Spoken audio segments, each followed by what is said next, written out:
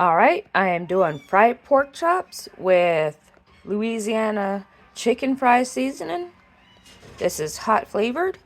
Now we are going to take our pork chops. I have cut them so that way they do not bubble.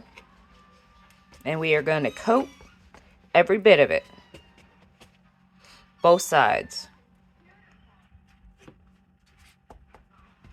Including the edges. See the edges.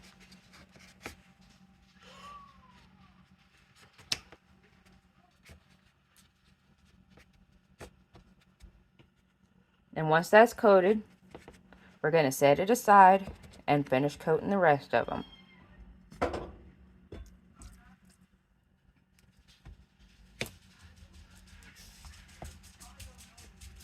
Just press it in there to make sure it all sticks.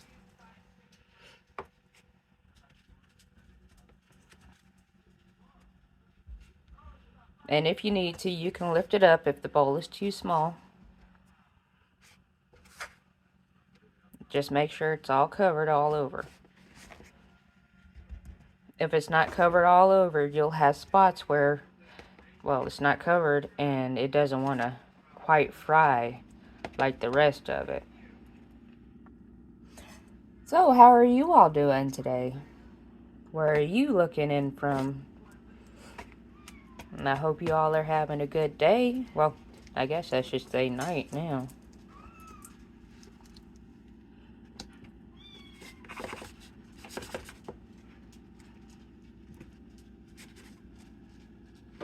Just coat it like this, all over. Try to get every bit of it, as much as you can. Even lifting up where you cannot see. And like I said, do the edges too. See, I'm doing the edges.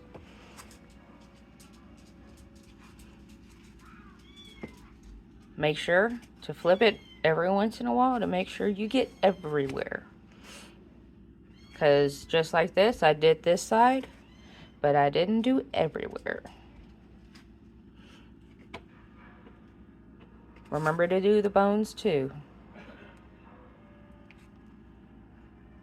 It's okay if you overlap them, especially if you're going to fry them. And I am going to turn the heat on to this between the second and third to heat. And then you're going to dip your last pork chop. I've got a large deep skillet. You can see I do not have much oil, but that's because the pork chops are not very big. Well, not very thick anyways. And they all will fit. Now, what the chicken fry you do not use, you can always put in the freezer to reuse next time.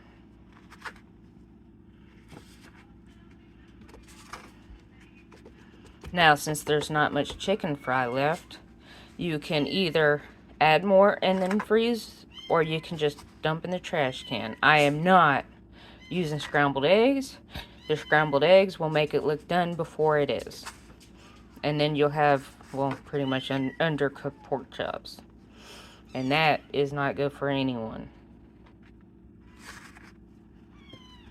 And I've got my oil heating. I showed you what temperature. This is a gas stove. And in a little bit, I will be doing my peach cobbler pies.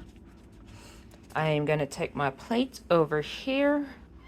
And I am going to rinse it and rinse my hands. Well, wash my hands. Since I've got closed pork chop germs and blood on my fingers. And after I'm done cooking, I am going to sanitize and disinfect my sink. Because I do dishes in this sink. Now we are going to test the heat of this oil by taking a little bit. It is not hot enough yet because the oil is not frying, the seasoning is not frying immediately. You'll notice it is frying, yes, but not immediately. You'll want as much light as possible just to make sure that Now it's hot enough. We are going to layer our pork chops in one at a time.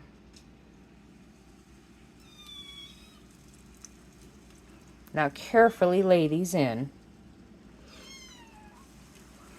Be sure not to burn yourself. I guess there's not enough room for all four. Now we're going to take a fork and move these around to try to make room for this fourth one. Yes, looks like there may be enough room. They may be a little squished, but there's enough room.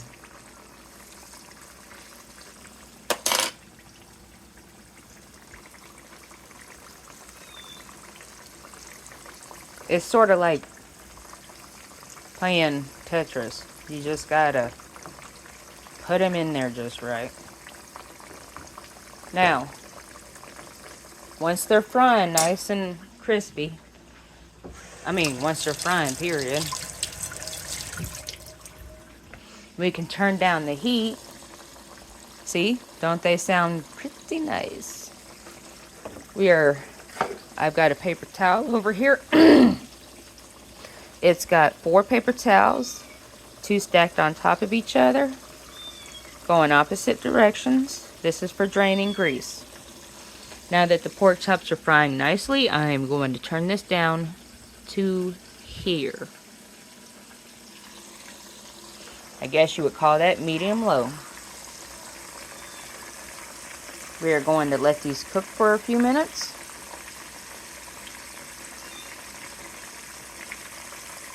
Until they are nice and crispy and golden brown. And make sure your oil is heating all the way through on all sides. This isn't. So make sure it's on the burner just right. So that way all of the pork chops are fried evenly. You do not want to have undercooked pork chops. That's how you get foodborne illnesses. Trying to get this just right. I just wanted to show you that little bit before I moved on. You do not need a skillet quite this deep, but this is one of my favorite skillets. This is a chicken frying skillet for frying chicken.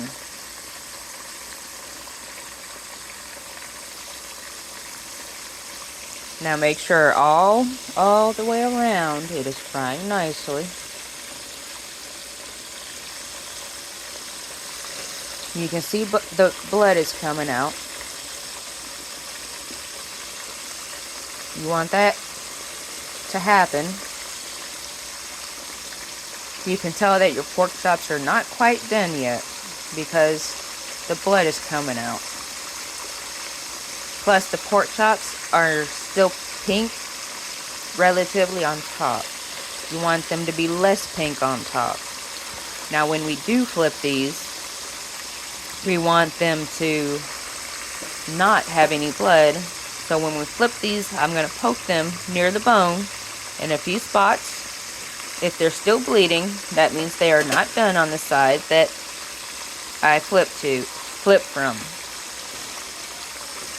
Now, to check the pork chops, you just gently lift it. That looks done, but it is not. It needs to be darker than that.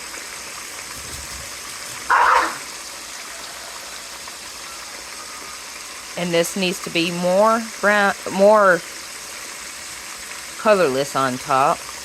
Just like this is starting to become. Just like this is. But that's because it's more under the oil than the others.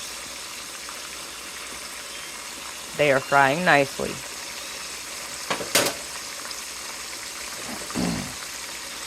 Now, if I was using egg, I would not use a plastic bowl, because using a plastic bowl, you have to clean extra good to get out the salmonella and other foodborne illnesses from the eggs, because what I've heard is that the salmonella has little, what you'd call feet, and they like to cling on to plastic bowls.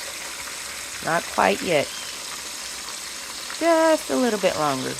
Now I'm going to stick the pork chops and flip them when they're done. Let's check this one.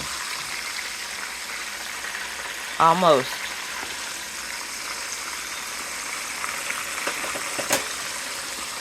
Even though I cut my pork chops, I did not cut this one. I did not think it would bubble.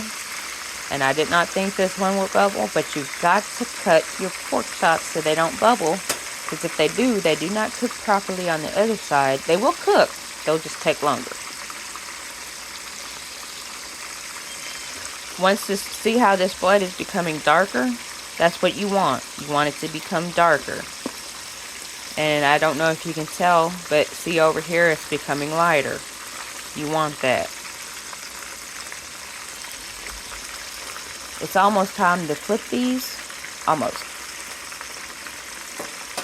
But not quite yet.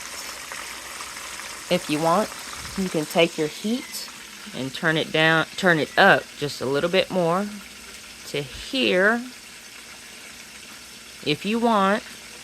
But that's not where I keep it. I don't want to burn my oil because I oftentimes reuse it for other stuff like chicken. I just add more oil like chicken legs and pork chops and other stuff you'd fry.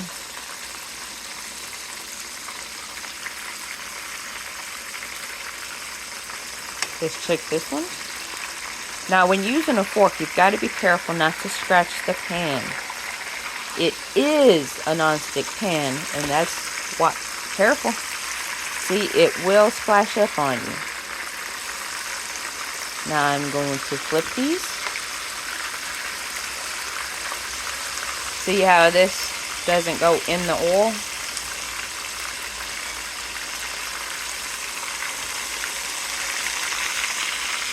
And like I said, I'm going to poke these pork chops. Careful you do not get burned.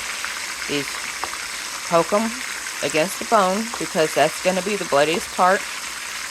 And out in the center, or edges. If there's blood, I'm going to show you. Then that means they're not done on this side. There's the bone. Remember to poke near the bone. If there's blood, they are not quite done yet. Just poking in several places.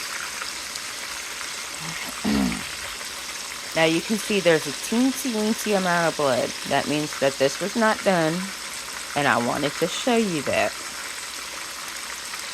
And I have. So we're going to let this cook on this side before flipping it back over. The best thing to do is make sure they are done on one side before flipping to the other. Because there's a reason for that, I forget. Now see how this one doesn't have any blood near the bone? That's because this one is done on this side. This one doesn't have any blood near the bone. This one is done on this side. This one doesn't have any blood near the bone. This one is done on this side. But this one, however, I think is the biggest. It did. So sometimes you have to let it cook a little bit longer. This one and this one will take the least amount of time to fry than all four of them because they are smaller. See how it's getting that nice crispiness to it? And like I said, be careful. Pork chops pop when you flip them and when you go to look under them. So be careful. That one's not quite done yet. See, getting a nice color. Let's check this one. It's getting a nice color. And this one has a nice color. But I'm going to hold off just a teensy bit longer. And as you can see, this cut that I made is done on the inside. Just like the cut I made here is done on the inside. And I did not make a cut on this one, which I do regret. I didn't think it needed cut. And I did not cut on this one, which apparently it did not need to be cut either. But you can never tell. Unless you're like a really good cook, and then you can tell. Now I'm gonna look at this. That's the color you are looking for. So I am going to carefully flip this over. See how beautiful that color is?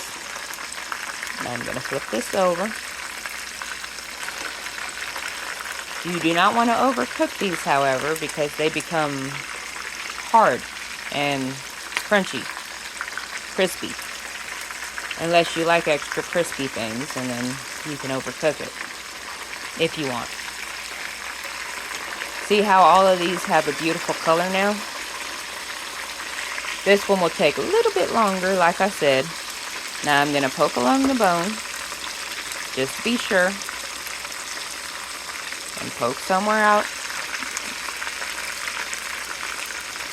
Sometimes it's hard to find the bone. Especially when it's breaded. There's that bone. Kitty, it's not time to eat yet. Now you want to flip these as least as possible, because the more you flip it, the more juices you will lose.